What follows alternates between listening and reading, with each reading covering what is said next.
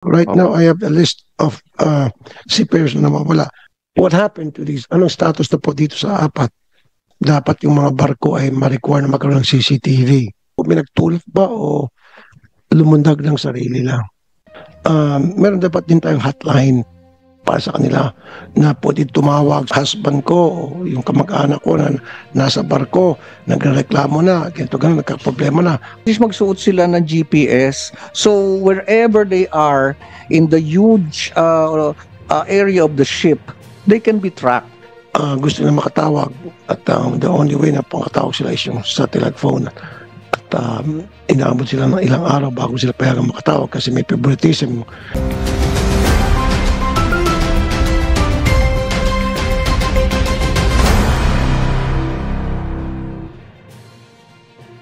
No, kasi yung isa hindi Pinoy, di ba?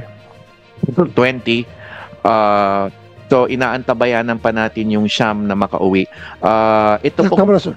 So 20 sila na declared missing and then all of a sudden biglang lumutang. Hindi po. 20 po yung 21 yung crew. Filipino captain with 1 Korean national. But 20 Filipino crew. Yung 11 po ay nakarating na at nakausap na po natin sa DMW tungkol po sa pangyayari. So nawawalang Doon po sa pagkawala ni Seafarer Bubiles. Okay. Si Bubiles lang po ang nawala, Mr. Okay, Chair. so right now I have a list of seafarers na nawawala. Ralph Anthony Bubiles, Vessel MB Prestige, Agency Parola Mining, Maritime Agency Corporation, date missing December 5. Okay. Next is Jimbo Kadungog, Vessel MB Danae, missing August 30, 2024. The ship flagged the incident with Uruguay Navy. Then number 3, name Vincent Santiago, Agency Crystal Shipping Incorporated, date missing June 16, 2023. Last location Norway. And the last is Jeric Buela Bueno, vessel MSC Cruz, date missing January 22, 2025. Location Brazil. What happened to these? Anong status na po dito sa apat? Ongoing po ang aming pakikipag-investigasyon at our level in terms of engaging the manning agency and the ship owner. We are in touch with the family at again, similar to the Bubiles case, we wish to get to the bottom of this. Mr. Chair, ang latest sa Bueno case ay nahanap po yung labi ni Seafarer Bueno. Okay. And right now we are demanding an autopsy of the remains. So Nahanap po siya afloat. So when was the body recovered? February 27, 2025. February 27. Okay. Opo. Ano pong result ng autopsy? Wala pa, Mr. Chair. So this is still under going Okay. po. Okay. But we are in touch with the ship owner, the seafarers, and the authorities on the ground. Si Seafarer Kadungog po is a case ng reported missing on August 31st, 2024. August 30 or August 31st? 31st po, Mr. Chair, sa aking ulat. Sa ulat na natanggap ko. And then we are engaged with the family as well and with the LMA, with the licensed manning agency.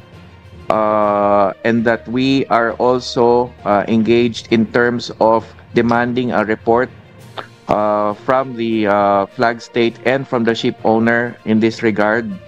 At we are also in touch with the family and have provided assistance to the family, Mr. Chair. Okay, how about the other one? Yung case po ni Mr. San Diego,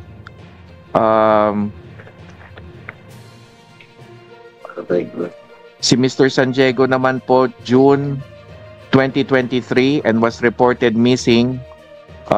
At ito naman po, similar to the Kadungog case, we are also engaged with the licensed manning agency and the seafarer. Yun pong wala pa rin hong adequate sagot from the Norwegian authorities as to the investigation of San Diego's disappearance, and we will still continue to demand in partnership with our embassy in Oslo yung investigatory report from the Norwegian authorities. O yung kay Jimbo Kadungog. San Diego po, Mr. Chair. Sa Kadungog po yung kanina. Okay, tapos na. So, under investigation pa rin yan. Opo. Ito kay San Diego, under investigation din. Opo. Okay. How about Bubiles? Bobiles, yun po yung una, Mr. Chair. At again, we are still waiting for the investigation results of the Panamanian authorities. We already have the captain's report, which was belatedly submitted to Ano us. po sabi ng Captain Sir? Yun po, same story, Mr. Chair, that he just disappeared with no indication of foul play, with no adequate explanation kung anong nangyari. Basta't nawala na lang siya with the suggestion na upon his own doing yung kanyang pagkawala, but we are not accepting this at this stage, Mr. Chair. And as I mentioned, may 11 na pong nakauwi siyang mga kasama na kinuha na natin ng testimonya. Mr. Chair, I might care to add na itong prosesong ginawa natin na hiningi natin yung testimonya ng mga kasama is in line with the amendment, in line with the Magna Carta, kung saan isinama niyo po yung detalye na kapag may missing seafarer, the family has the right to know and the DMW the right to investigate. So yun po ang sinasagawa natin ngayon. I'll tell you what, sir.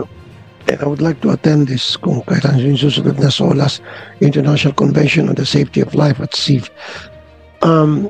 Bakit natin hindi i-request o dapat yung mga barko ay ma-require na magkaroon ng CCTV? Yes. Mr. Chair, we are braced to issue an elaborate set of rules. Dahil nga po tayo sa Magna Carta at may IRR, and from the IRR, the DMW will issue a more focused set of rules, particularly on Section 10 ng Magna Carta on disappearance of seafarers. So, isasama natin yung requirement na yun, Mr. Chair. Yes, pero ang gusto ko, through the SOLAS Convention, i-require lahat ng barko sa buong mundo na merong mga may mga seafarers. Lagyan natin CCTV. Kasi kung meron, di at least itong 3 insidente nga, no, 4, malalaman natin kung pinagtulak ba o lumundag ng sarili lang. Diba? Yes, kaisa po. Napaiksi yung proseso. Yes, kaisa po namin kayo doon, Mr. Chair. Lalo na dito halimbawa sa sitwasyon ni Seafarer Bubiles kung saan ang kwento ay lumabas daw siya sa kanyang portal doon sa kanyang silid. Pero nagtataka kami kung ganon, bakit they needed to tear down the door. Kasi bukas nga daw yung bintana. But yes, simple CCTV doon nakatutok doon sa bintana would have resolved the matter, Mr. Chair. So we are one with you in kung nasa bintana doon sa mga parte na pwedeng lundagan, diba, yung dadahanan ng mga tao, 2, 3 CCTV sa bawat mga lugar na pwedeng talunan o pwedeng ikahulog ng sino man. Tama po kayo, Mr. Chair, sa mga railings, and then of course yun nga ho, sa mga portals out of the cabins, kasi kung allegation that they took their own lives, etc., at nag-lock ng kabina, yun ang pwedeng exit point. So dapat meron din nakatutok doon na CCTV. So yes, Some railings, yes. Yes, Mr. Chair, we are one with you. We have long advocated for this matter. And as I said, we will include this in the rules with respect to the matter on disappearance of seafarers. Kailan bang susunod na SOLAS Convention na magyari? Maybe we can attend. I will attend, and then i-request natin na lahat ng barko i-require na magkaroon ng CCTV. Sa ngayon kasi hindi required eh. Maraming mga barko na wala mga CCTV. Of course, para mga cruise ship, pero yung mga cargo vessels, hindi sila required. Yes po, sa larangan ng DMW, I believe it's another government agency who handles the SOLAS representation. It might be DOTR. Pero sa DMW, Mr. Chair, ang amin ay together with the DOLE and the DFA is the Maritime Labor Convention. At nandun din nga po yung susog patungkol sa abandonment of seafarers na nasa Magna Carta rin. So we could gladly provide information, Mr. Chair, as to the next meetings of the Maritime Labor Convention Special Tripartite Committee in Geneva. Okay, so mag-attend tayo niyan, sasama ako. Kasi ilan na, 4 na. Apat. And through the years, hindi lang siguro 4. Diba? Ito yung mga bago lang. Yes, meron na rin po yan nung panahon ko sa OWA. Nangyari na rin po may mga nawala mula. Para malaman natin kung ano talaga nangyari. Diba? Now, nandito ba yung Marina? We have Marina here. Good morning po, Mr. Chair. Marina, since local to, I would like you to oblige to make sure na lahat ng mga barko natin dito, yung local, na magkaroon ng CCTV. I want it done. Yes po, Mr. Chair. And when will it be done? Kailan mo gagawin yon? Seryoso ako. Kasi recently,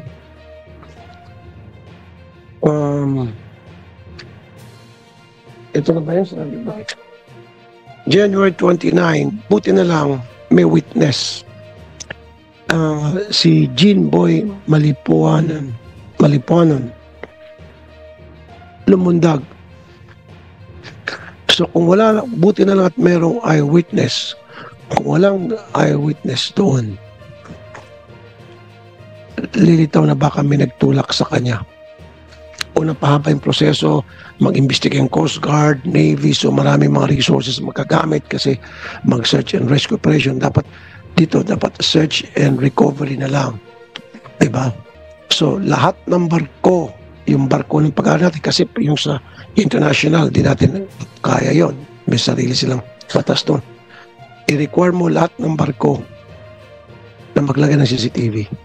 Sa mga railings, sa mga portals, sa mga bintana, mga gate na pwedeng talunan, whatever.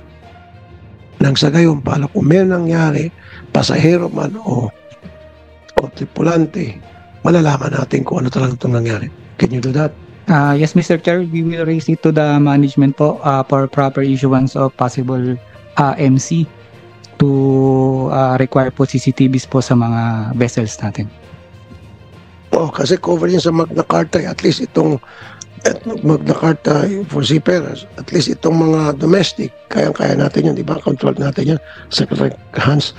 Pero yung mga international flagship from different countries, hindi natin sila pwedeng diktahan. Kaya dadaan tayo sa Maritime Convention, sa SOLAS. Okay. May mga complainant tayo ngayon. May nakita ko kanina, sino umpisa natin? Ladies first. Kayo po complainant? Ako, sir, Si Miss Sinaida Alif. Assalamualaikum po, madam. Waalaikumsalam po, sir. Good morning po. Okay, good morning. Sige po, may reklamo po kayo, ma'am. Ako po ay nagpapasalamat lang po, sir, dito. Kaano po ng labi ni Marsa sa ngayon po. Salamat po sa tulong nyo at saka sa DMW sa mabilis na pag-aksyon at natutukan yung labi. Sa ngayon po, arrival to Zamboanga na po yung labi. Okay. Maraming salamat, Sir Rapi Tolpo and Sir Han Cagdax and Sir Arnel Ignacio sa pagtutok nyo po ng remains ni Marsa Sahibal. Sa daman po yun. Salamat po, maraming salamat. Thank you po, ma'am. At sa muli kami po nagkilamay. Okay, ang sunod naman is si Mr. Eli Bongalon Pupiles Jr., Barangay Chairman ng San Roque, Albay. Kayo, sir, may kayo kung gusto sabihin, sir. Thank you so much, Mr. Chair. Meron pa akong ginawang opening statement, if I may. Go ahead po, sir. Good morning, Honorable Chairperson and esteemed members of the Committee on the Migrant Worker. Ako po si Elias Bobelis Jr. mula sa probinsya ng Albay, Bicol, at ama ni Ralph Anthony Bobiles na isang seafarer na 3 buwanang nawawala. Una po sa lahat ay nais kong magpasalamat sa ating butihing senador, Senator Rafi Tulfo, sa agaran at napakabilis na pagtugon sa aking panawagan na kami ay matulungan sa aming problema. Nais ko din pong magpasalamat sa oportunidad na maimbitahan ng komitibang ito para makabahagi ng mga impormasyon at personal na karanasan na maaaring makatulong sa pag-iimbestiga sa mga kasong kalintulad ng sa aking anak. It all started last December 6, 2024 nang makatanggap ng balita through phone call mula sa Parola Maritime Agency ang aking manugang na nawawala daw ang aking anak. Around 10 a.m., ito huling nakita ng isa sa kanyang kasamahan sa barko. According din sa statement of facts na aming nakuha at na-confirm ang kanyang pagkawala at around 5 p.m. Nang mag-conduct ng attendance checking, napakahirap po sa pakiramdam ng isang ama ang makatanggap ng isang balita na ang iyong anak ay nawawala sa gitna ng napakalawak na karagatan. At sa malayong lugar at nadagdagan pa ito ng kawalan namin ng ideya kung ano nga ba ang dahilan ng kanyang pagkawala.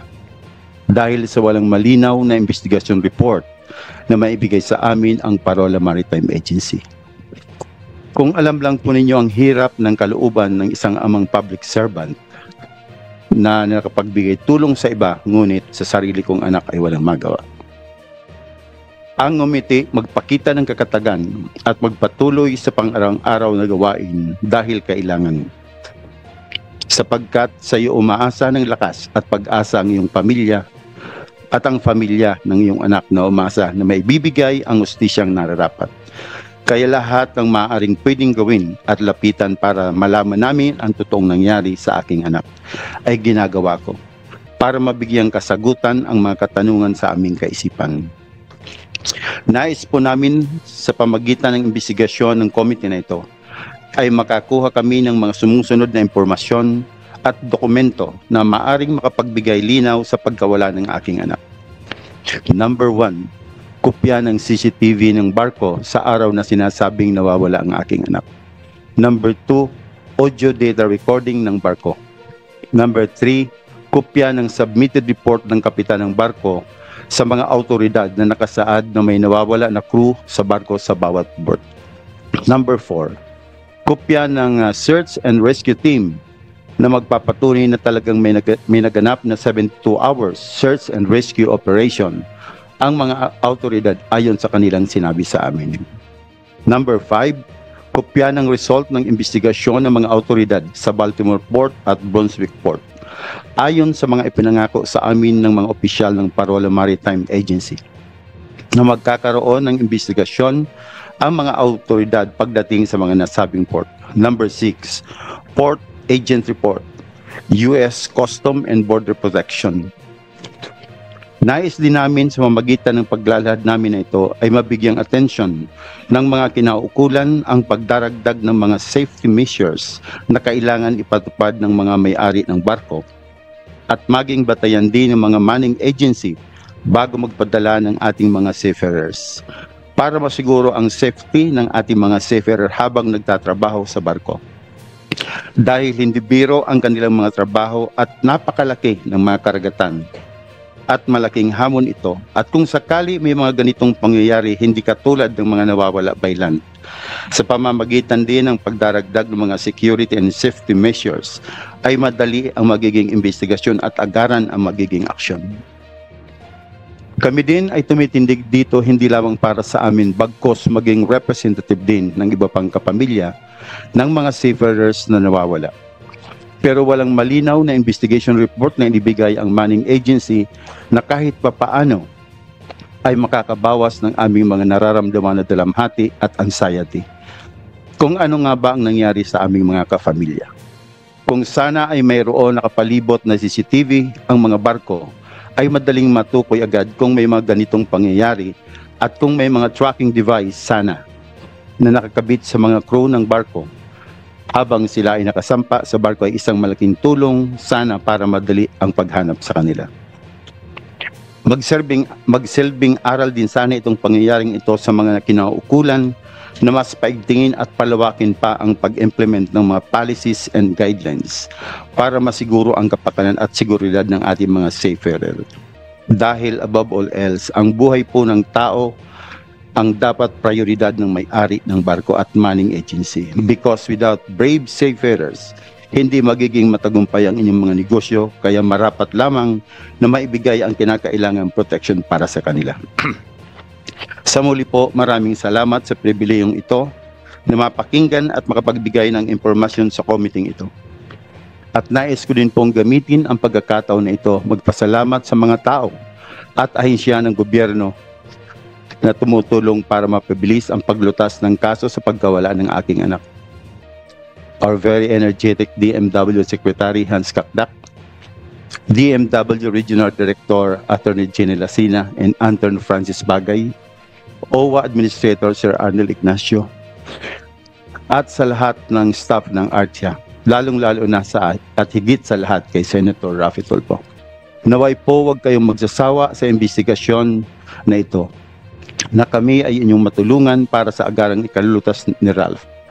Dahil ang mabigyan kami ng tama, malinaw at makatotohanang resulta ng investigasyon ang magiging daan para unti-unti naming matanggap kung ano man ang sinapit ng aking anak. Subalit patuloy pa din kaming umaasa na makabalik pa sa amin ang aking anak ng buhay. Diyos mabalos, magandang araw po sa lahat.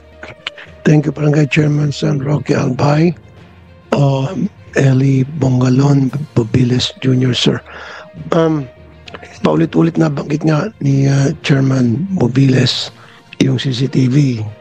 Yan, kung meron sana CCTV, malalaman natin kung ano talagang totoo nangyari. Napublish yung proseso. So, marami po siyang kahilingan. Secretary Kakdak, ang pagkalista ko 5, pero baka meron pa akong na-skip doon. Naibigay ba natin sa kanila lahat ng information na they're requesting, because doon sa Magna Carta for Seafarer, meron tayo doon yung right to information for all the families of the seafarers. Secretary Kakdak.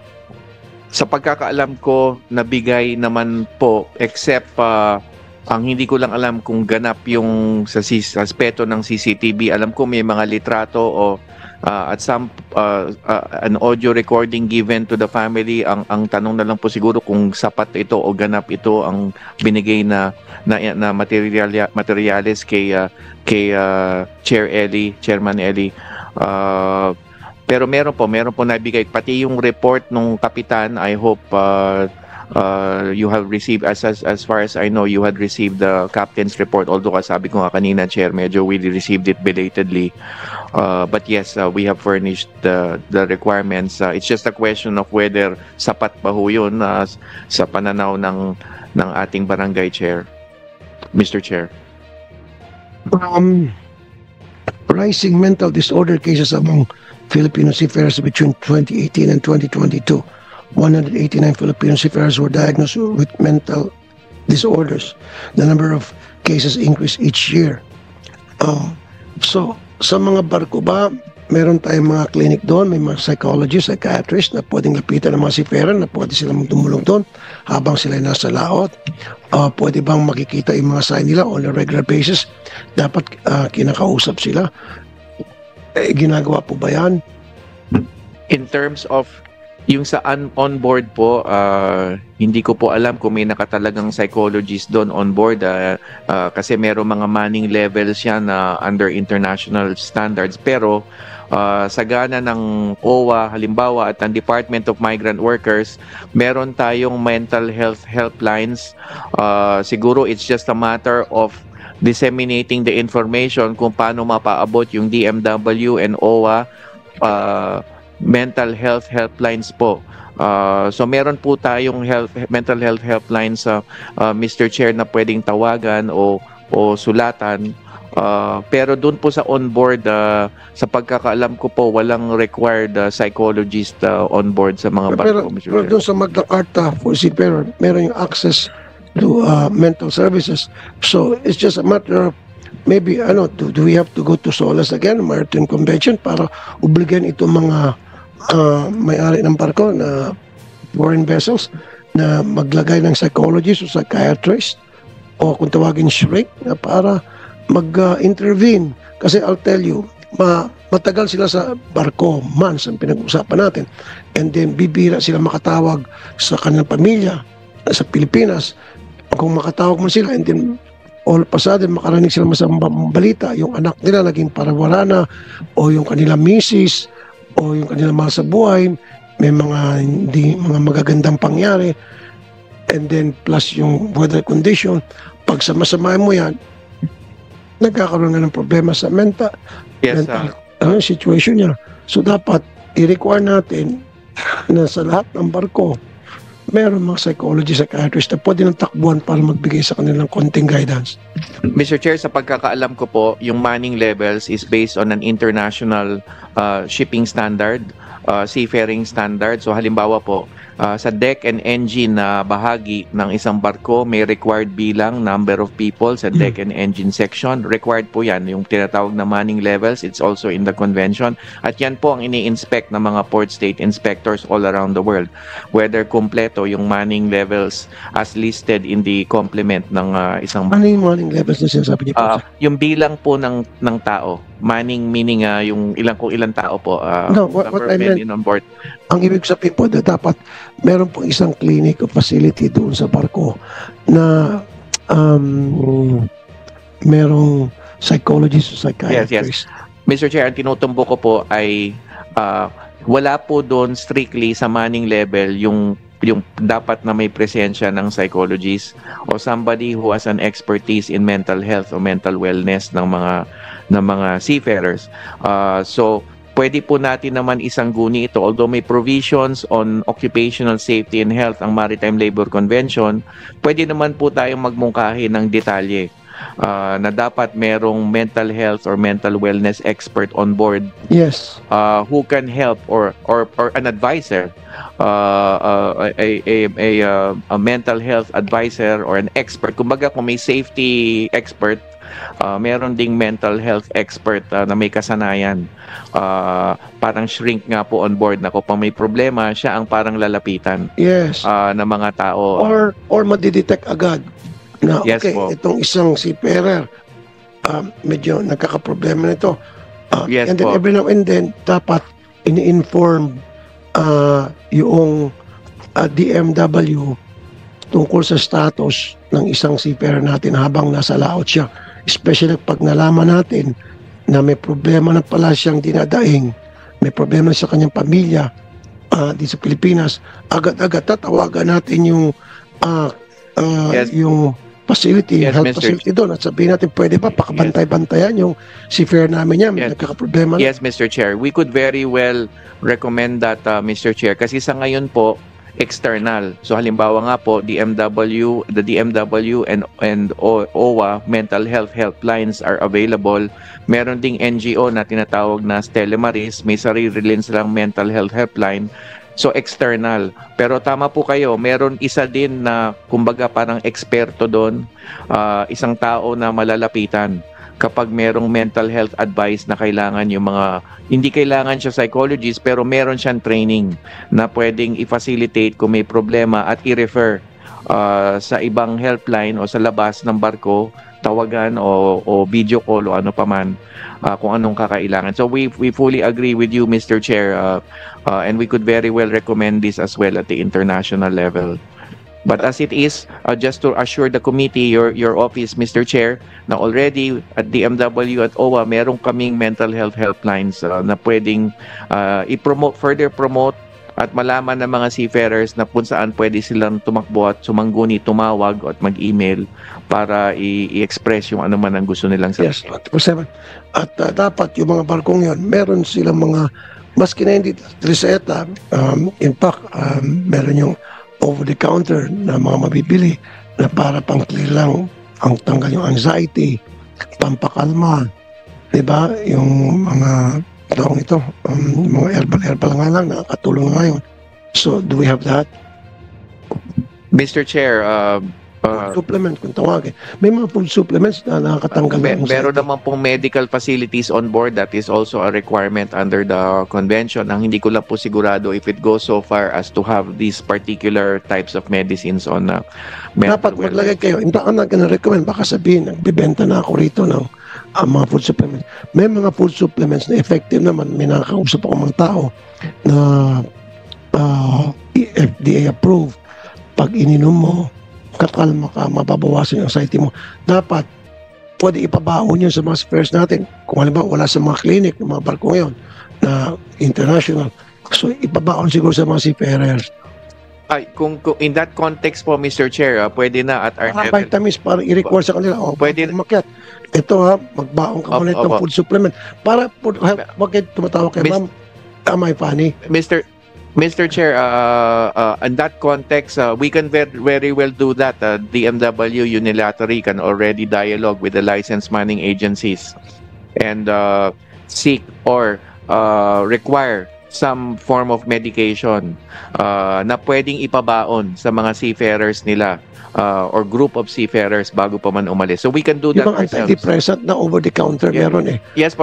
We can already do that on our own, Mr. Chair. Hindi kailangan ng international convention po doon. Kausapin ho namin yung Licensed Mining Agency Associations sa Maritime Industry Tripartite Council kung saan pwede po namin i-prescribe ito na make sure na may baong hindi lamang yung pang mental health but all other types of basic medicines, Basic lang. Mr. Chair. Opo. Yeah. Paracetamol and all other types of basic Meron kasi mga gamot na antidepressant pero off the counter na pamparelax o pagpagod ka, inumin mo para makatulog ka.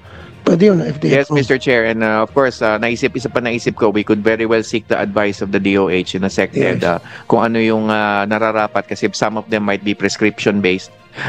Pero kung hindi prescription-based, we can very well require that sa mga licensed mining agencies. Kaya sa DOH, huwag kayo magtanong sa FDA kasi yung FDA, corrupt yan eh. Sabi ko lang sa FDA, ikaw dyan sa FDA, mataas na opisyal, pag nag-hearing ang DOH, bantayan mo, naniningil ka ng 10 million pesos. In fact, binigyan ka na ng 10 million pesos na isang taong kilala ko. Binigyan ka ng 10 million, binigyan pa 20 babae sa isang hotel.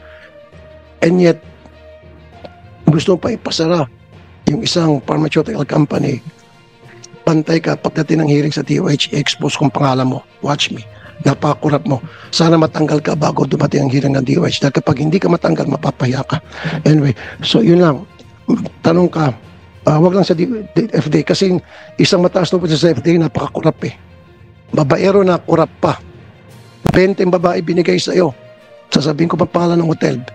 Ng babae ka, 20 babae binigay sa iyo plus 20 million. Ang kapal pa ng mukha mo. Tapos ngayon, gusto mo pang pasara ng mga pharmaceutical companies na maliit lang ang bigay. Gusto mo kasi 50 million eh. At saka partnership. Mataas ang opisyal, i-expose kong pangalan mo. Sana masibak ka bago dumating yung hearing ng DOH para hindi ko na kailangan pang i-expose ka. Anyway, sige po, go ask. Alam mo pangalan ng FDA? Gusto mo na banggitin ko na? Sabi, Mr. Chair, kung pwede. Actually, binigyan siya ng 10 million eh. Humingi pa ng another 10 para maging 20. So, ang ginawa, binigyan ng 20 yung babae sa isang hotel, sa isang 5-star hotel. Ng babae, 20 hotel. Nalunod siya sa sobrang daming babae. Pagkatapos, ginood time na lahat-lahat. Gusto pa ipasara, binigyan pa ng closure notice. Napakawalang ya mo, FDA, official na napakataas ng ranggo mo sa FDA. Ikaw, sobrang taas ng ranggo mo sa FDA. Yes, sir. Mr. Chair, akma yung suggestion ninyo about mental wellness kasi po kasama na po sa PEME, pre-employment medical exam ng mga seafarers, ang psychological capacity, psychological examination. So, akma po yung suggestion nyo kasi itong mental wellness on board is a follow-through. Kasi posibleng psychologically capacitated sila, pero on board is another story. So on board, kailangan may maintenance kumbaga ng kanilang psychological stability. So yun po, Mr. Chair. So akma po yung inyong suggestion. Okay, sige po. Pwede naman po yung ibaon, di ba sir? Magbaon sila. Mga food supplement lang. Ngayon kasi pag yung mga yung mga prescription, dapat doktor na yon. Sine-check ba natin yung mga seafarers, yung kanilang mental status bago sa sumampa ng barko? Tingnan natin kanilang mga medical records bago natin silang pinapayagan na maging seafarers. Yun nga po yung binabanggit ko, Mr. Chair, na merong psychological examination. May apat ngang components na pinakita lang si Yusek Bernard ngayon.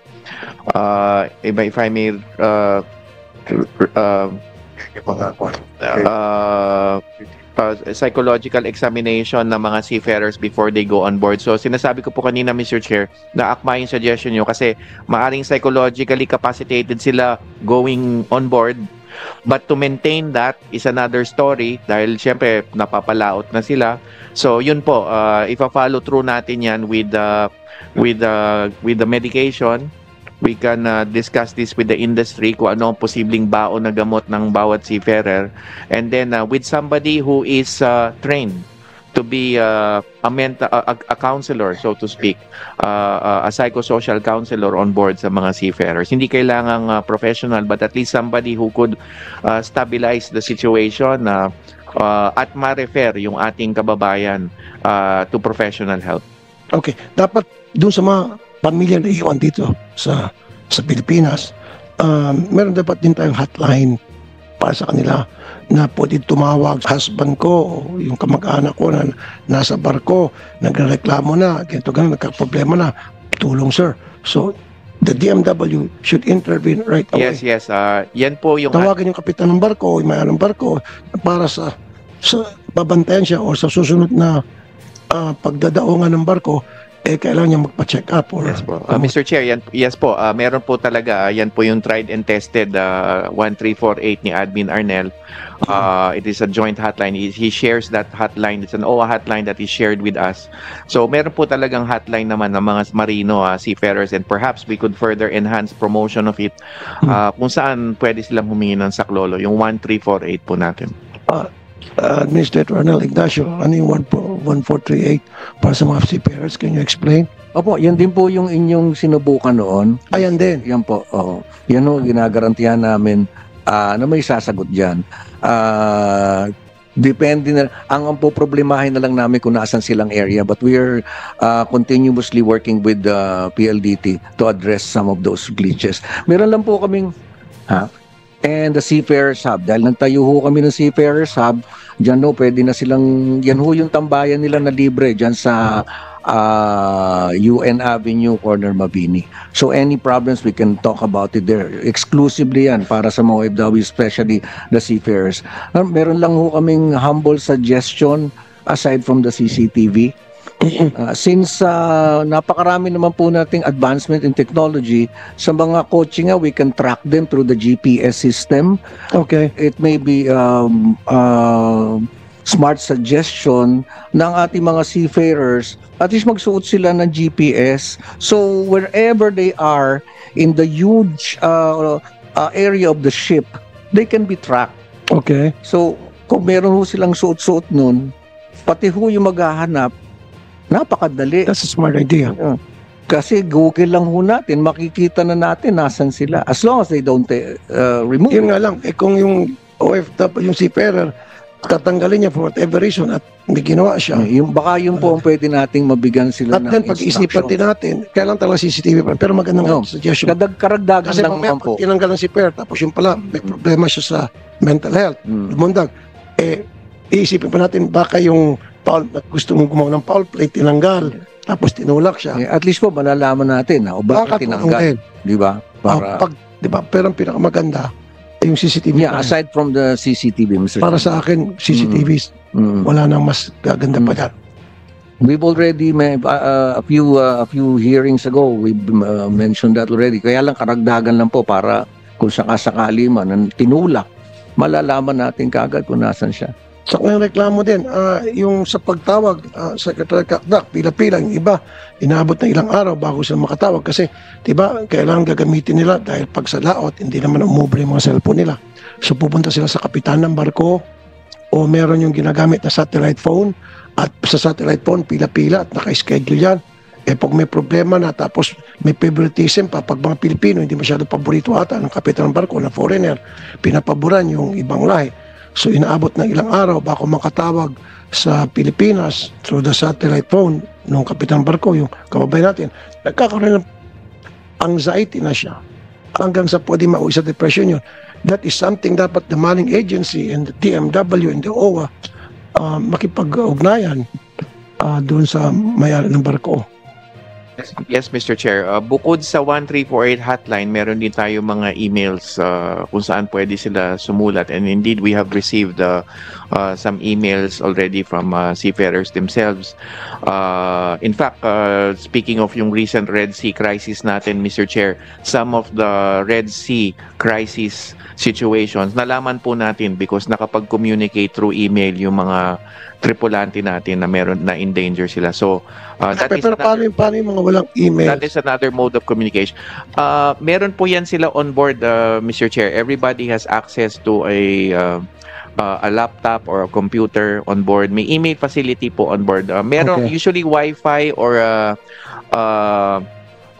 internet coordinated online. Ang mga barko naman po, they have Kasi- that kind of technology on board. Wi-Fi and another forms. Inatanggap ko kasing reklamo sa Secretary Kakdak, yung bang gusto na makatawag at the only way na pakatawag sila is yung satellite phone.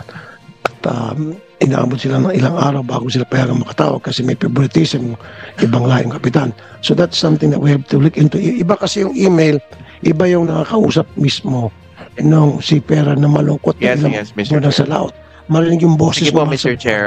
Ang naisip ko ngayon sa inyong suggestion, Mr. Chair, kasi nga po, they get in touch with us through email and other forms such as Messenger, yung mga Wi-Fi facilitated communication devices. So, ang naisip ko ngayon sa suggestion niyo, Mr. Chair, dapat pwede rin kaming matawagan Yes. through Messenger, WhatsApp, and all these other facilities na hindi kailangan ng phone line. So, gagawin po namin yon, Mr. Chair. Okay. So sa barko, pwede magkaroon ng internet na ngayon. They can all communicate with their families while on board the ship. Meron ng WhatsApp, mga ganon. Yes, Mr. Chair, basta Wi-Fi facilitated network. Kasi yung pwede iba naman gusto po. landline eh. So pwede naman pala through Wi-Fi. Naman po, Mr. Chair, as I mentioned, we saw it ourselves. I personally was conversing with the seafarers who were then in danger sa Red Sea attacks. Kaya po namin monitor sila literally real-time coordination. Ako po Messenger, nakakausap ko sila through Messenger noong mga panahon na yon. Good. Okay. Meron pang mga complainant? Si Chairman and President AFOWI. Ano ibig sabihin ng AFOWI, sir? Association of Filipino Overseas Workers Incorporated. It was founded by my father in 1975 and registered in the SEC Thank you. in 1978. po. Professor Mario Ferdinand Edralin de la Pasión. Sir, go ahead. The floor is yours. Yeah, yung suggestions po namin nakalista dito, nabanggit po yung isa ni Sir Arnel, yung wrist tag po o neck tag. Hindi lamang po ito pang geolocation. Sa advanced technology po natin ngayon, madedetect yung heartbeat at saka yung blood pressure. So pag ito po merong mental imbalance, minsan tumataas yung blood pressure niyan, bumibilis yung heartbeat, mamamonitor po yan. Ginagamit nga po yan sa mga astronauts eh. So it's easier to, lalo na po may Starlink na po si Elon Musk, mas madali na po. No? And then yung pong sa Okay, sandali po. So, DMW, ginagawa natin Actually, yun. nabanggit na rin po yan in the past, yung GPS na tinatawag. Okay naman po kami doon, subject lang to privacy measures because the seafarers themselves, the unions themselves invoke privacy. So, ayaw rin, kasi yung pong pwede silang masundan can also be used against them by the ship owners and somebody else. So, it's a double-edged sword. So, basta mabalansi lang po yung privacy nila, okay lang po sa amin yun. And then sa balikbayan boxes po, pwede po bago i-accredit yung isang deconsolidator dito sa Pilipinas, kasi nasa jurisdiction natin sila, dapat meron silang contract of joint and solidary liability with their foreign counterparts para kung nagkaroon po ng problema, yung mahahabol po ng ating OFW families, yung deconsolidator dito sa Pilipinas.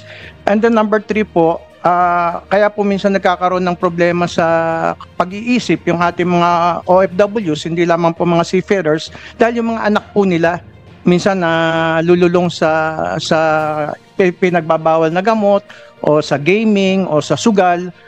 Meron po kaming sinubmit kanina bago mag-umpisa, isa pong bill para po mabantayan yung mga children of OFWs 21 years old and below, para if one parent or both parents are abroad, it will be the state under the principle of parens patria, kasama po yung ating mga barangay, para ma-monitor po itong mga children of OFWs. So sinamit po namin yung bill, kung gusto po ninyong i-file, sir. And then ipaparating din po sana namin sa inyo. Kanina nakasakay ako sa taxi, nagsumbong sa akin yung taxi driver.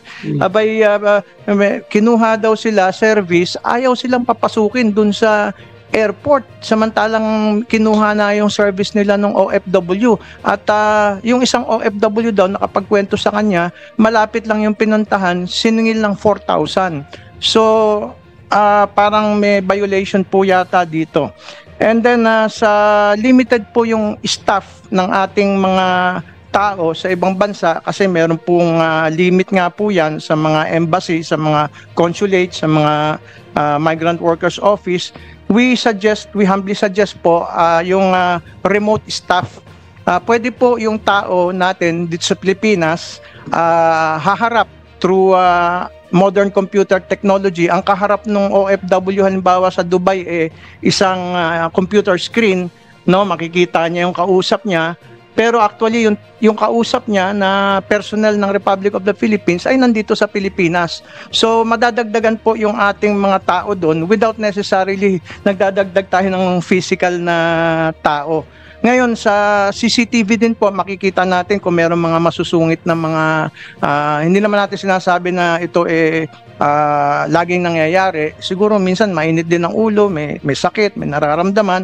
Kung may CCTV po at recorded yung usapan between the OFW and our personnel, ma-record po at mabibigyan ng aksyon.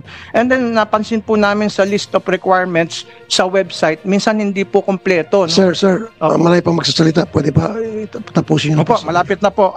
Sir, paiksan nyo lang po, sir. Malay pa sasalita. Yes, sir. Para hindi po pabalik-balik, lahat ng requirements nasa website na po. Tapos yung submission ng documents, pwede po naman mga electronic documents. So, yun lang po, sir, para magamit po natin technology. Thank you, Senator.